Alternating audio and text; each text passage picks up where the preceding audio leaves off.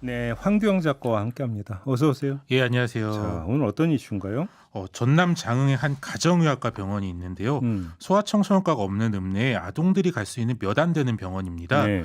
그런데 이 병원의 유일한 의사이자 원장이 아동학대 전과자인데다 심지어 유죄 판결을 받은 후에도 법이 정한 영업 제한을 어기고 영업을 계속한 것으로 드러나 지역사회에 충격을 주고 있습니다. 아니 이러면 못하게 되는 거 아닌가요? 말씀하신 대로 이제 아동복지법에 따르면요, 아동학대 관련 범죄로 형 또는 치료 감호가 확정된 전력자들은 법원이 정한 일정 기간 동안 아동 관련 기관에 취업하거나 운영하지 못하도록 되어 있는데요. 이게 제도대로 운영이 안 된다는 허점이 이번에 드러난 겁니다. 보건복지부가 최근 합동 점검을 통해 아동학대 전과를 갖고도 관련 기관에서 일을 계속해온 14명을 적발하였습니다. 근데 취업이 제한되는 아동 관련 기관이 어디예요? 아동이 이용할 가능성이 있고 직접적 영향력을 좀 줄 수 있나 그런 게 기준인데요. 유치원, 어린이집, 학교, 학원, 아동복지시설은 물론이고요. 네. 의료기관, 정신보건센터, 가족센터, 아파트 관리사무소 등인데요. 이제 학원이나 체육시설도 아예 아동의 이용이 제한되는 곳은 괜찮고 의료시설도 이제 환자를 직접 보지 않는 연구나 검사시설 등은 제한되지 않습니다. 그래요? 의료기관이 들어가 있잖아요, 분명히. 예, 거기다 예. 검진을 해놓을 거 아닙니까? 이 의사가. 예, 예. 그죠? 이건 말이 안 되는 것 같은데. 근데 이 의사 말고 아까 14명을 적발했다고 했잖아요. 어떤 사람들이에요? 이제 운영자가 6명, 취업자가 8명이었는데요. 시설 유형별로 보면 체육시설 6명, 학원 등 교육시설 4명, 의료기관 및 정신건강증진시설이 2명, 그리고 장애인 복지시설과 아파트 관리사무소가 각 1명이었습니다. 체육시설에는 학원이 많네요. 이제 저 아이들이 좀 직접 가르치는 곳인데요. 조금 사례를 상세히 보면요. 경기도 안양시에 중고등부 전문 수학과학 학원 원장이 1명 있었고요. 네. 오산시의 야구 연습장 운영자도 유소년부를 운영하고 있다 이렇게 광고를 하고 있었습니다. 또 이제 경기도 용인에서는 유명 체인형 논술학원에 해당 지점 직원이 적발됐는데요.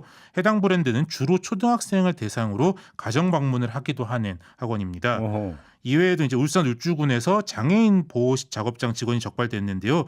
이건 이제 정부나 지자체의 관리를 받는 곳이잖아요. 예. 이런 곳조차도 허점이 있다 이런 야, 것이 드러난 것입니다. 정부와 지자체가 관리하는 곳에서도 그러니까 취업하면 안 되는 사람이 취업을 했다라는 거잖아요. 예, 그런 걸 여태까지 모르고 있었다는 거죠. 손 놓고 있었다는 얘기인데 아무튼 근데 이런 사람들이 이런 아동 관련 기관에 지금 이렇게 취업을 하면 아동 학대가 재발될 위험이 있으니까 지금 이런 거 아니에요, 문제가. 예, 이제 전문가들은 아동학대 범죄는 특히 재발 가능성이 높은 범죄다 이렇게 지적을 하는데요. 이제 범죄의 목적이 돈 때문에 하는 것도 아니고 아동들이 특별히 원한을 사지도 않았을 거잖아요. 그렇죠. 이제 아동과의 권력 관계에 대한 잘못된 인식과 태도에서 비롯하는 범죄이기 때문에 처벌 후에도 근본적으로 사람이 달라지기가 쉽지 않다. 네. 쉽게 말하면 그런 건데요. 예. 그래서 이제 제약대 우려점을 고려해서 취업 제한 제도도 두는 건데 그게 좀 허점이 이번에 밝혀진 겁니다. 아니 왜 이거 못 막은 거예요, 도대체? 이제 우리가 이제 병원이나 학원을 운영하기 시작하거나 아니면 관련 취업을 할 때는 관련 기관이나 회사에 서류를 내야 돼서요. 일을 시작할 때는 그래도 좀 그 서류를 위조하지 않는 이상 걸러지기가 쉬운데요. 문제는 일하는 중에 형이 확정된 경우입니다. 이제 사전 단속이 좀 지속적으로 돼야 되는데 관련 기간이 38만 개가 넘거든요. 현실적으로 조금 공무원들만의 힘으로 사전 단속이 좀 어렵다 이런 지적들이 일어나고 있습니다. 아니 그래도 구멍이 나올 수 있는 것은 막아야 되는 거 그럼 뭔가 대안이 좀 있어야 되는 거 아닙니까? 이제 전문가들은 법원의 판결 자료나 또 경찰이 관리하는 범죄 전력 자료 등을 지자체 교육청 등과 실시간으로 좀 공유할 필요가 있다 이런 지적을 하고요. 또 신규 채용도 아니고 사실 계속 일하던 직원에게 계속 서류를 업데이트해라 이렇게 말하는 게 좀 운영자 입장에서는 껄끄러울 수도 있는데요.